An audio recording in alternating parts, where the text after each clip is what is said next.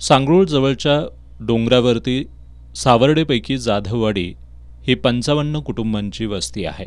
सावर्डेपैकी जाधववाडीमधील स्मशानशेडची मोठ्या प्रमाणात दुरवस्था झाल्यामुळं पावसाळ्यात या ठिकाणी एखादी व्यक्ती मृत झाली तर मोठी गैरसोय होतीये.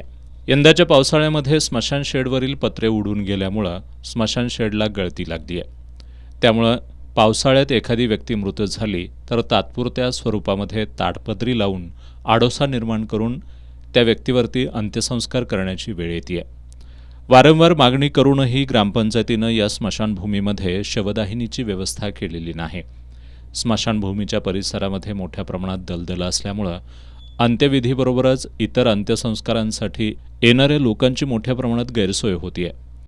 हे मशानगड कसं झालंय बघा. हे मशानगडचं जर एकदम उद्या काय तर झालं माणसाचं तिथे पेटवायचं कसं बघा. तिथे माणसानं उभारायला जागा आहे का बघा. आजूबाजूला बघा परिस्थिती कशी आहे. चिखलात नाही तर उभारायला लागतं. रस्ता नाही सरळ या जाग्याला.